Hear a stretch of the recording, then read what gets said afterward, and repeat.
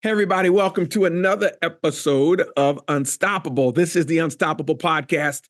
And as you heard in the intro, I'm Ralph Graves Jr. Now, today's guest, let me read to you about him. His name is Jonathan McGinley.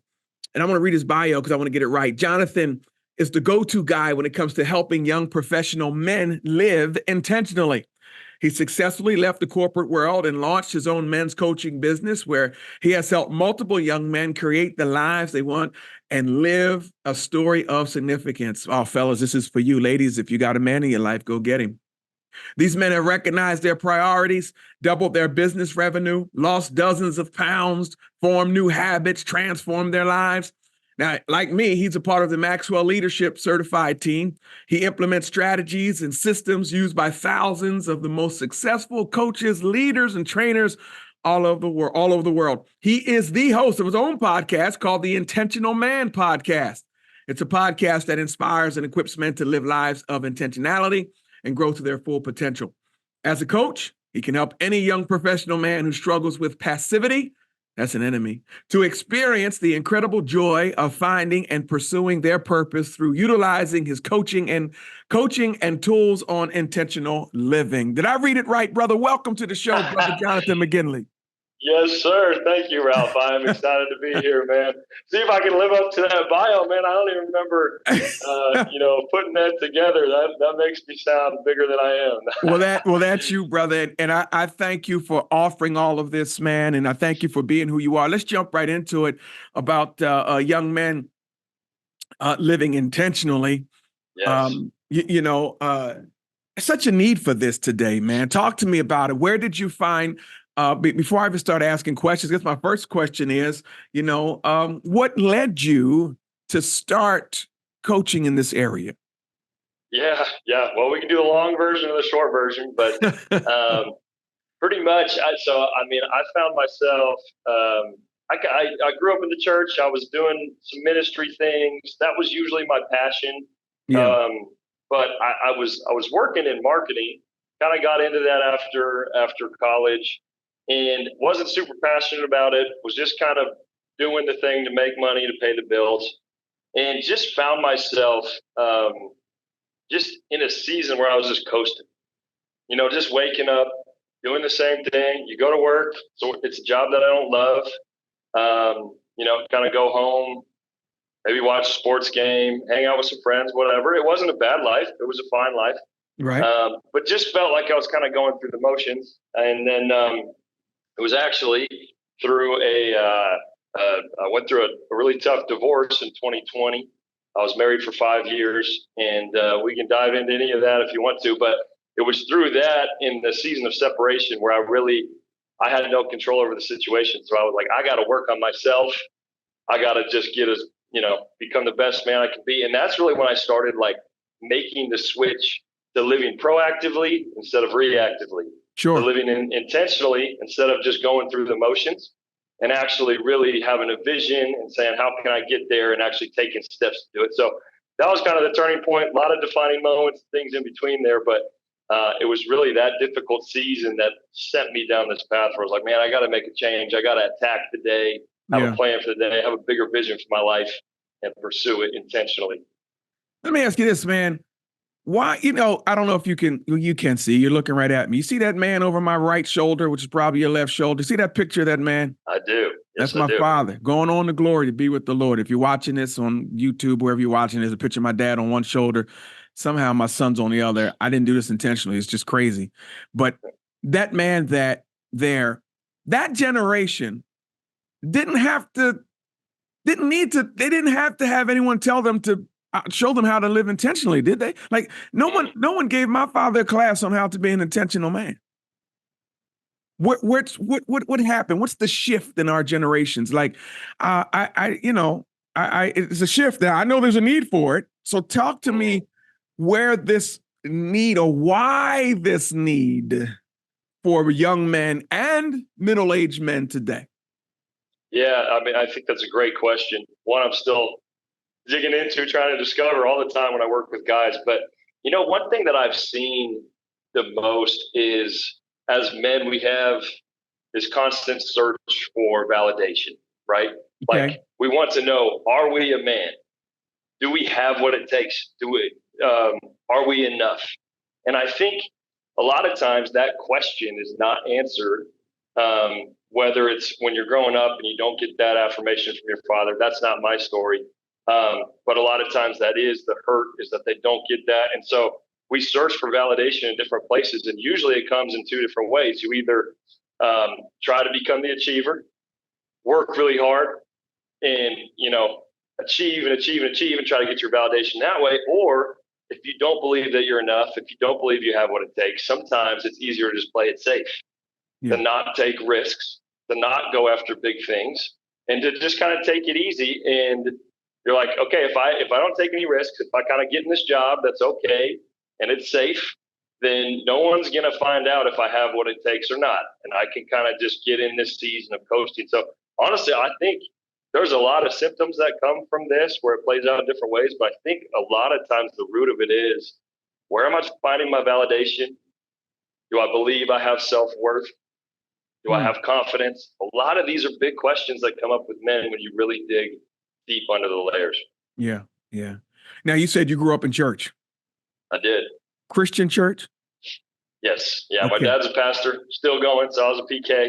Well, how about that? So was I, and now I'm a pastor. How about that? So, and so I that's a whole nother podcast, this PK thing, right? You know what I mean? Absolutely. Whole nother podcast. But let me ask you this. So you and I both know that, now whether you're a believer or not, listen to this, I'm talking to another believer here about something. Hopefully you will accept Christ as your personal savior at some point, listening to the Unstoppable podcast. But you and I had the model of what a real man is. That model we believe to be Christ Jesus. Now, you and I believe that. You and I believe that. But at the same time, there's so many of our brothers in church, out of church, Christian, Muslim, whatever they might be, who fail. They may know the life of Christ. They might know the life of Moses, of other biblical, but they fail to live as they do. Now, I don't want to ask you why, but do you find that common? Do they, we love the hero in the story. Why don't we want to be the hero in our own story? I do. I mean, I do think we want to deep down. I think we all want to, but I think there's usually just roadblocks that keep us from actually taking the necessary steps to want to become the hero in the story. Yeah. And I think a lot of that is, fear of failure. That was a big one for me. That's held me back a lot of my life. Yeah. If I wasn't good at something, I didn't want to do it because I didn't want to, try and fail and have all these people that I thought I was going to let down, or they were depending on me, or they looked up to me. And if they saw me fail, then they would think of me some different way. That really had a stranglehold on me for a long time, was this. Yeah.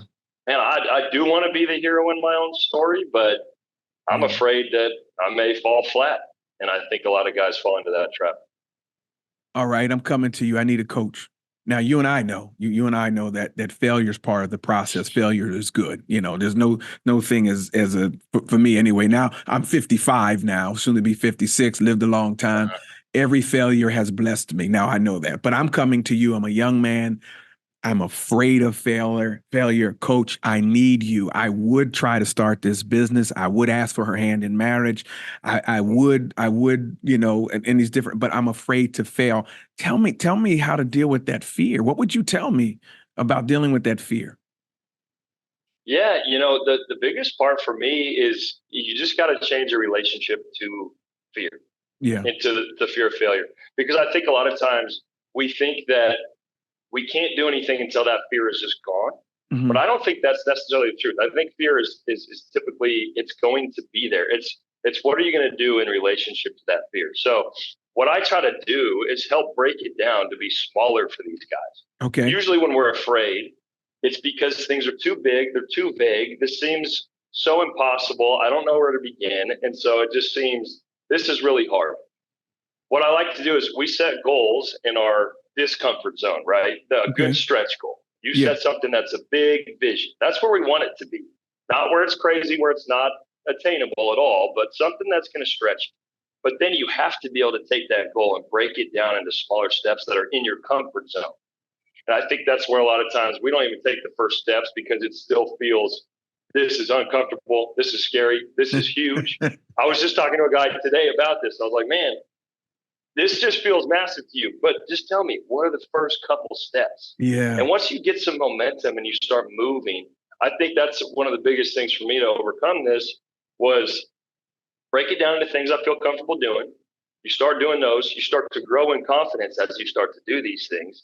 And then you start to just, get some momentum, get moving. So I would say it's changing your relationship to failure, knowing that it is part of the process. Like you said, I think both of us have seen, like, I know now if I'm failing, that I'm on the right path. Right. Because if I'm not failing, it means I'm not doing anything worth doing. And that's kind of where my relationship to it has changed, where it's like, hey, if I'm failing, I've learned to take those failures and be like, okay, it's a learning experience. I'm going to grow from it. I'm glad I'm failing because it means I'm attempting to do something that's worth doing. And before, I was never in that point where I would even take that on.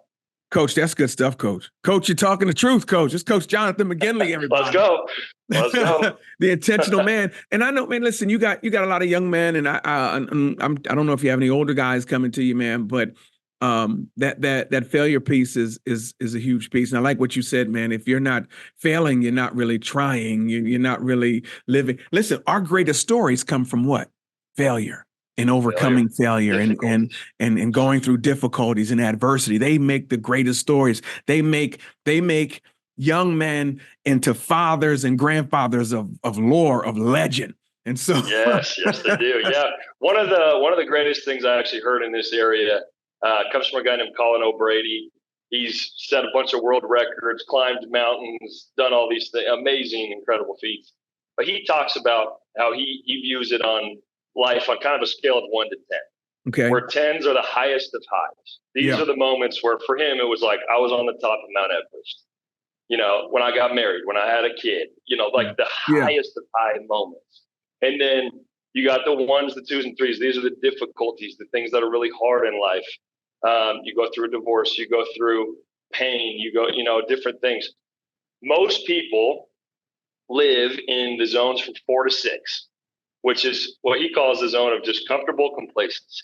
Yeah. And it's not bad, but it's not great. And you're kind of like, and this was me. So I was in a job that was solid. It was fine.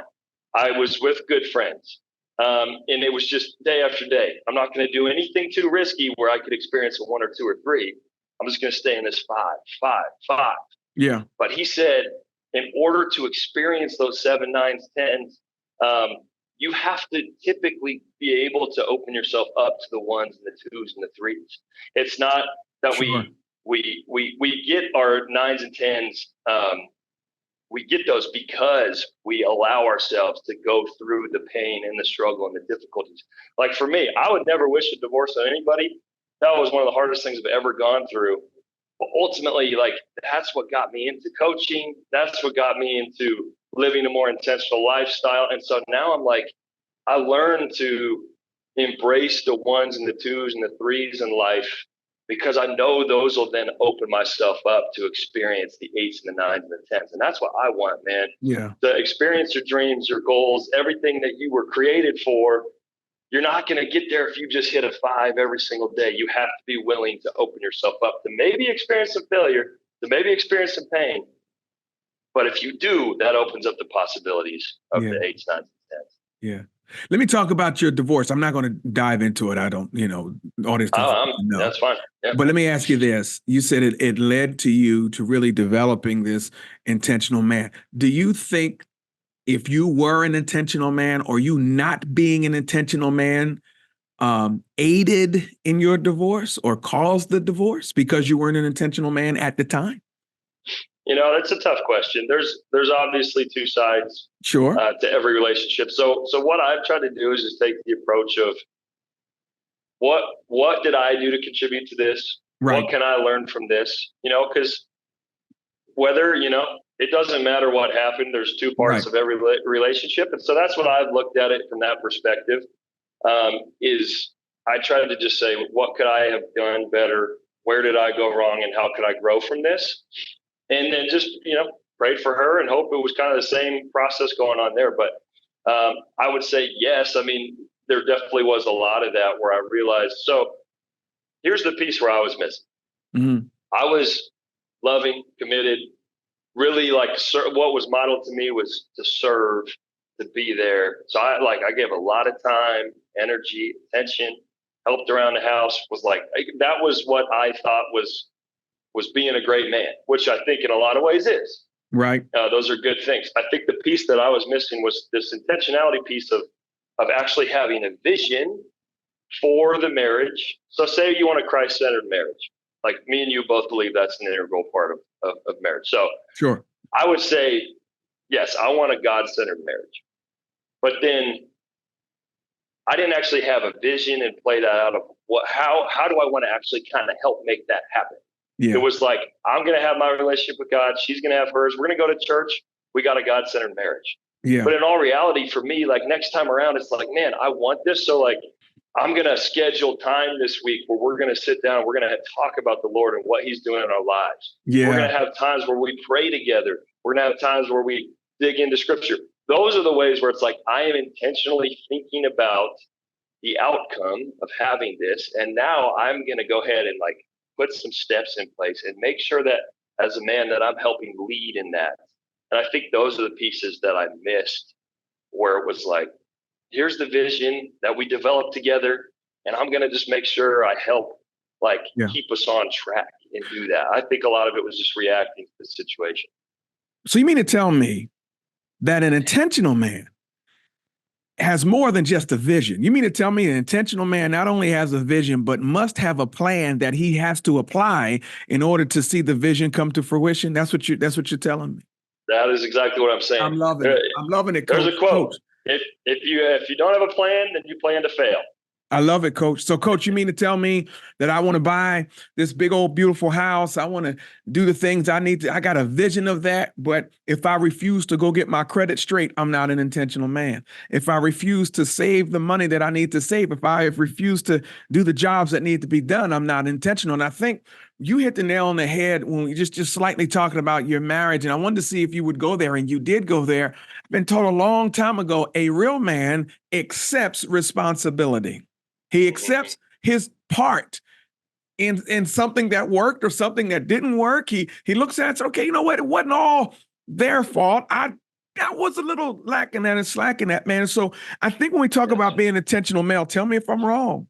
This is not just fly by the seat of the pants. This is living intentionally each and every day in every area of our lives, whatever it might be, for the outcome that we desire. Am I right in saying that? Yes, I think you're right on there. And what I like to say is, if you have that vision but you have no action and you have no plan, they're just good intentions. They're good intentions. I think we all have those. I want to be. You won't ask any guy, hey, do you want to be a good husband? They're all going to say, yeah, of course I want to be a good husband. Yeah. Do you want to be successful in your career? Of course I want to be successful in your career. If you ask anyone, do you think you're going to have more money in 10 years than you have now? Almost everyone's going to say yes. We have these good intentions, but with no action, with no plan, with no intentionality and consistency on a daily basis, those things are just well wishes. They're just wishes. They're not actually things that are going to come to fruition. All right, Coach, I'm taking your class. I signed up. I don't want you to give me the whole thing because people have to pay for it. Give me the intro. What is the first thing? And you notice I said that people have to pay for it. Whatever you don't pay for, you do not value. But anyway, Coach, I entered your class. Just give me the intro, man. I noticed I'm not intentional. You know, I got a good relationship in that school, but I'm not intentional in my money or my job or really pursuing the vision that I know had been God-given.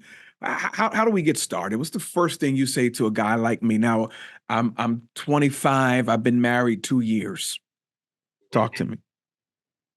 Yeah, so always start down with identity and vision. These are the two core things, because here's the thing. When a lot of us set goals, we focus on the outcomes. So, I want to lose 15 pounds. Okay, that's the outcome. And usually that's where we start. And then maybe a layer under that is the process. Hey, what are the processes to lose the 15 pounds? You gotta eat healthier. You gotta go to the gym. The one thing that we typically don't focus on, that is the core piece, that you're not going to get the outcome that you want unless you change the identity first. Wow. If your story, if your entire life, your story is, I am overweight, I am unhealthy, I make bad decisions, I can't stick to anything that I commit to. If that is what you've taken on as your identity, eventually, even if we focus hard for a few months, you may lose the weight, but eventually that identity is going to kick in and you're going to revert back to what you've always known because that's what you believe you are. When you start to change that identity to be, man, I am a healthy person, I make healthy decisions, and I'm proving that by my actions.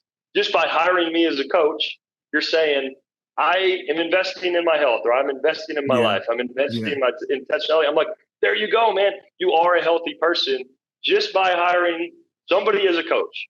Yeah. Just by buying that workout program, you are saying that you are a healthy person. We need to take that identity on first. So it always comes back to that because you can't make lasting changes until you change who you are inside, what you truly believe about yourself. So, well, I tell you that PK kicked in, brother.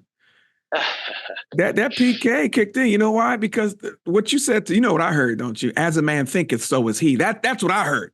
And exactly. you know, exactly.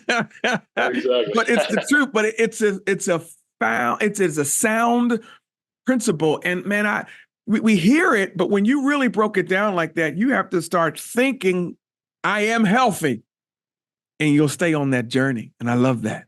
I am, not I will be, or I'm sick and I'm trying to get well. No, I'm well and I'm trying to stay well. You know, yes. I love that, man. So that's the first piece of coming to. Now, your website is intentionalman.co. Yes. And yes. I'm going to say that a couple of times during the program because I want these men, I want the ladies in the audience to send their sons there, their boyfriends, their fiancés. The intent is just intentionalman.co, intentionalman.co. Now, I got to ask you this question. I know the answer because you kind of said it already. What do you feel have been some of the key factors to the success you've achieved in life? Some of your achievements in life, what do you think have been some of your key factors? Share with my audience so they can try to grab them.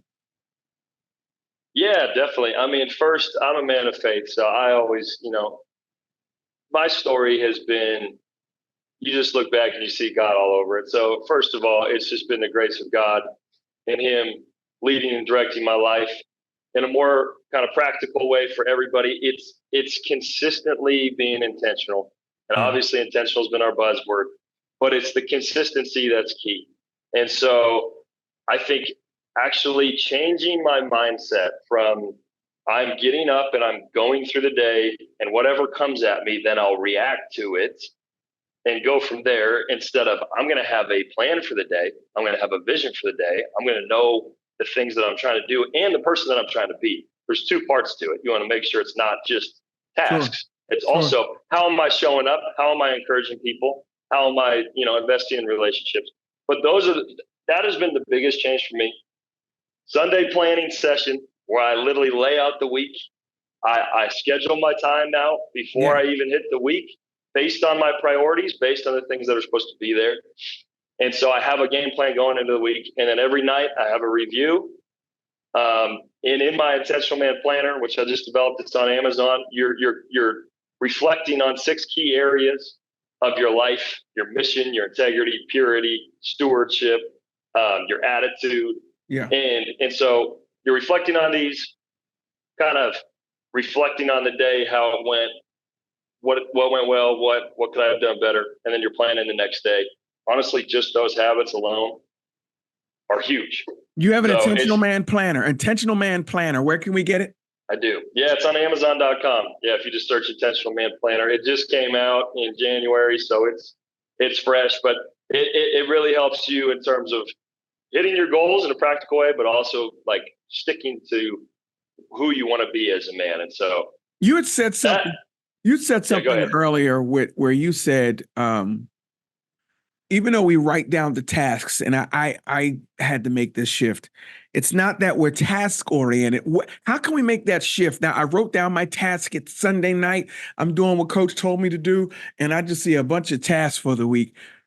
That me looking at all them tasks, it may not motivate me. It may not give me the resilience to see it through, or the motivation to even start it. So how do I move from being task oriented to These are the things that are, I wrote it down, but these are the things that'll change my life. That How do you that suggest a man, what's have to happen in my mental for that to happen?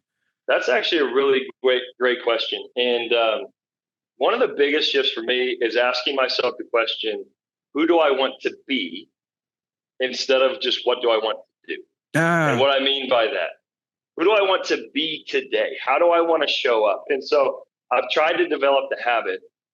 Every time I get out, I'm about to get out of my car, say I'm going into a meeting, you take a break, take 1 minute to stop and just say, I'm about to meet with this guy. So for me, it's how do I want to show up in this meeting? How do I want to encourage him? What do I want him to take away from this meeting? Like, can you imagine if you took a minute before each task, and you even do this throughout the day? yeah, I'm about to respond to emails, super yeah, mundane. Take 30 seconds. How do I want to respond to these emails?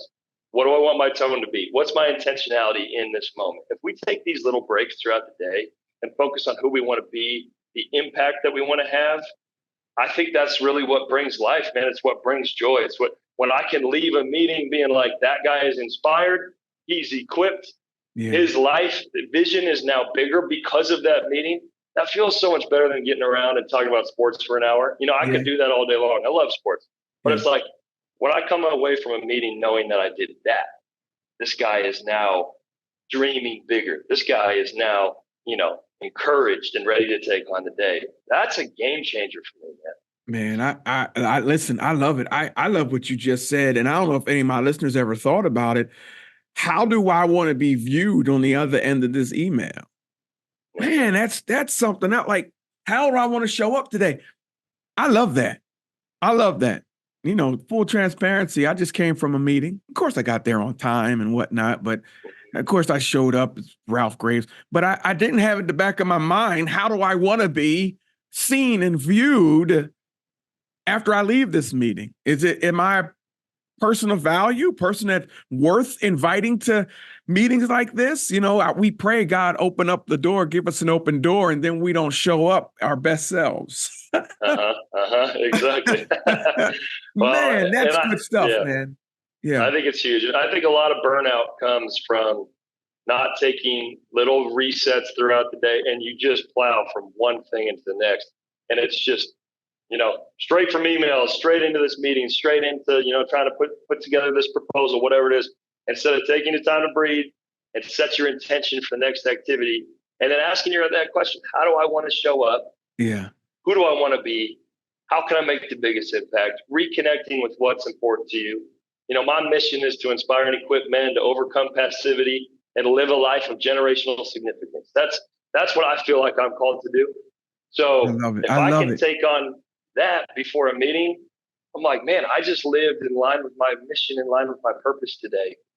But if I don't take a break, I won't do it. It's just how it goes. Man, we could talk for hours, right?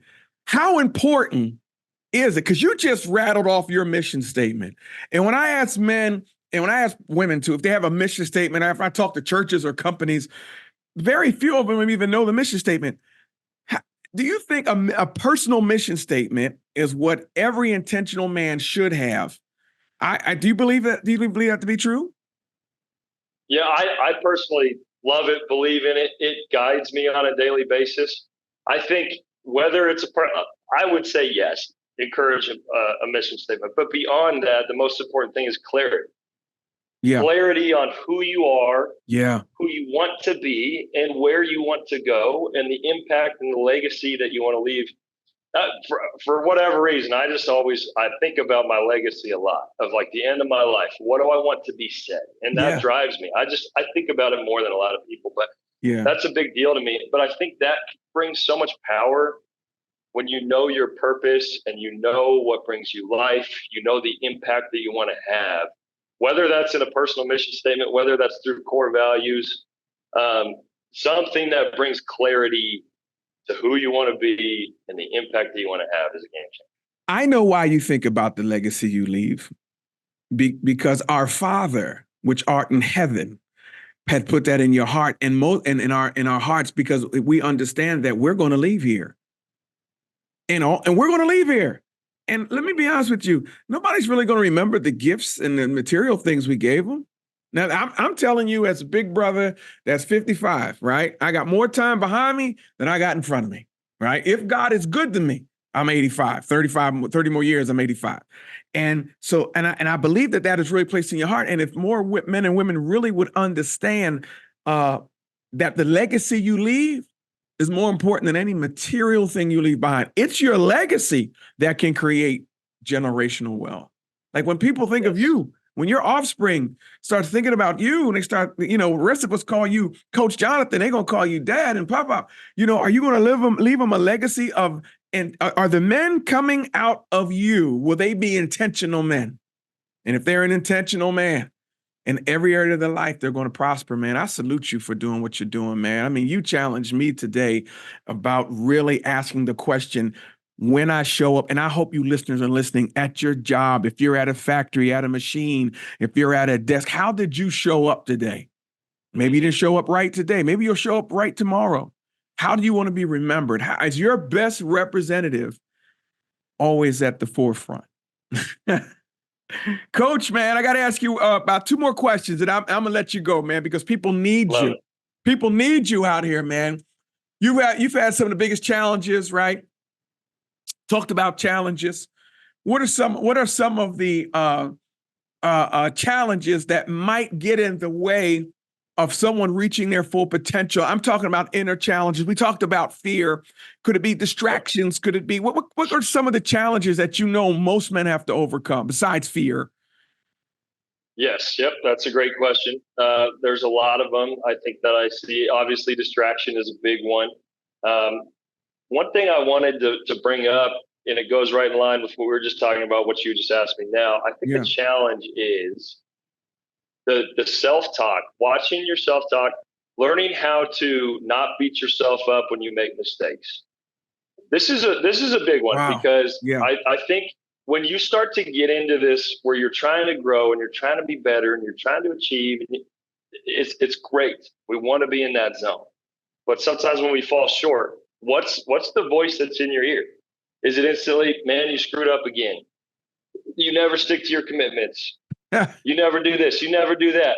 That's been a lot of the times where because I care so much about growing, because I care so much, a lot of times that's the voice that comes in. I make a mistake or I miss a day doing something I committed to doing, and it's instantly, you didn't stick to it. You didn't do it. You're a failure, this and this and this. And oftentimes that will then kick you down. If you miss one day, all of a sudden that turns into a week. And then you missed a week and you just go, forget it, man. I'm not reaching that. I can't do it. Yeah. And you just throw in the towel. So I think it's your relationship to those times where you make mistakes, because inevitably we are going to have times where we miss it, where we don't have perfect days. There's going to be meetings where you show up and you're not your best self. It's just going to happen. Happens to me all the time. But the relationship that you have to that is critical. So I've been really trying to work in my own life of taking a step back and just saying, what was the reason that I didn't do this thing? And use it as data and then get better. Instead of like, you're a failure, you didn't do it. Just go, okay, I'm going to forgive myself. Yeah. But I need to learn from this so I don't do it again. Right. So what were the things that happened that made me skip out on this workout today? What were the things that happened that derailed my day and I didn't do anything that I said I was going to do? What were the things that happened that made me lash out in that meeting in a way that I wasn't supposed to? You don't beat yourself up. You take the data, you learn from it, try to improve, and you just consistently get better. So I wanted to mention that because I think that's a huge one. People don't talk about it enough, is that negative self-talk and how you actually deal with it. Yeah. I'm glad you brought it up, man. I'm glad you brought that up. That's a very important point. Let me talk about your resources, man. Somebody's listening now. They got to hurry up and jump out the car. They got to move on with their day. What do you have going on out here? I'm at intentionalman.co. Talk to me about some of the resources you have. We talked about the planner. Come on, give it to us. Yeah.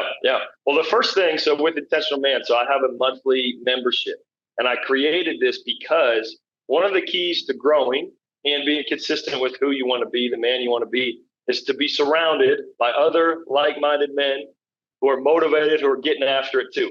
So I wanted to create a membership that's at an affordable price point where anyone can come just be a part of a community where guys are actually caring about this stuff, who want to be good men, who want to do great things. And so that membership is available. We do a monthly in Northern Colorado. It's an in-person meeting. So if you're here, we do an event once a month where we all get together. It's kind of networking, and then there's some training and things. But I take all the resources from that, post it online, and it's in a course where you can have new content every single month, practical life applications, and then you get put in a system where we set 12-week goals. And the reason we set 12-week goals is it forces you to have some urgency. Wow. If I set a goal that's 10 months in the future, I have no motivation to do it. I'm actually running into that right now because I'm running a marathon at the end of October, and I'm not training for it right now because it feels like it's far away. Right. So we are in a rhythm of setting 12-week goals, and then we have growth groups as a part of the membership where you get paired up with 2 or 3 other guys that just help you stay on those things. Yeah. You just meet up for about 15, 20 minutes a week just on Zoom, and this is what I committed to doing. This is how it went this week. This is what I'm committing to doing this week. That's what you do. So that's the membership. Just that alone, you get new content every month. Okay. Practical training. You get any resource that we've ever had is in there, and then you can have a chance to join a growth group. And then there's one-on-one coaching available if you want more personalized, customized help. I do one-on-one personalized coaching for guys. And then I'm about to release an intentional health program, which will be a program getting guys dialed in on their fitness and nutrition, because I love that aspect. And then I'm releasing a course that's also going to be just called the Intentional Man System. This is helping you with those things we talked about today: identity, vision, getting clarity on your mission statement, your core values, having that Sunday planning, having the daily reflections. All those things are a part of it. So those are kind of the 4 offerings I have right now: the monthly membership, 2 programs, and then one-on-one coaching. Well, I love it, man. Listen, you and I share a mutual friend, and I promised them that on this spring or summer, I'm coming out to Colorado, and I'd like to pop in on one of your face-to-face meetings, man, with the group, man. Do I have to be a member to do that? Can I just pop in? Can I just audit the class, as we used to say? Can I just come in? Of course you can. Everyone's welcome to a free event. I always make the first one free, and then if you like it, want to join the membership, you come on in. Yeah. So we'd love to have you. Man, I love what you're doing, man. Thank you for being part of the program. Now I got to ask you something, man, that I just like to go out and on a personal note, man. If you could have a billboard anywhere, you could put anything on it, where would it be and what would it say? Ooh, that's a good question. Anywhere in the world. Billboard. Yeah, billboard. Where would it be and what would it say? Oh, man. All right. Let's see. Billboard. Oh, man. I mean, I think it's just got to be here in my home state of Colorado. I'm born and raised here. I-25 is the main highway that connects Northern Colorado to Denver, which is now blown up, which is great. So I'd probably just have one. I-25. And honestly, I would just say, man, I need to come up with the exact messaging. It would be something along the lines of, do you have a vision for your life, and how are you going to accomplish that vision? Okay. I need to work on the wording. My biggest thing, man, I want to inspire people to dream bigger. I think most of us, because we're afraid of failure, we don't dream big, and we leave a lot of potential untapped. So it'd be something along those lines of, all right. Hey, I love it. now I'm going to really throw you off, man. Last song you listened to on your playlist. Hurry up. What's the last song you listened to on your playlist? Oh, man. It's a song called Good Plans by Red Rocks Worship. There you go. All right. I was just listening in the car. Yeah, it's a great song. So, very good. That was the one. Coach Jonathan McGinley, thank you for being part of the Unstoppable podcast. Now you have a podcast of your own. What's the name of that podcast? What is that? The Intentional Man Podcast. And we can find that anywhere, correct? You can find it anywhere, yep. Well, guys, here he is. This is what he's doing. It's his good work. This is value. This is some stuff that we really need today. So, Coach, I want to thank you, man, for being part of the Unstoppable program. Listener, viewer, thank you for taking the time out of your day to listening or watching this program. My name is Ralph Graves Jr. I'll see you next time. But remember, let's be unstoppable together. God bless.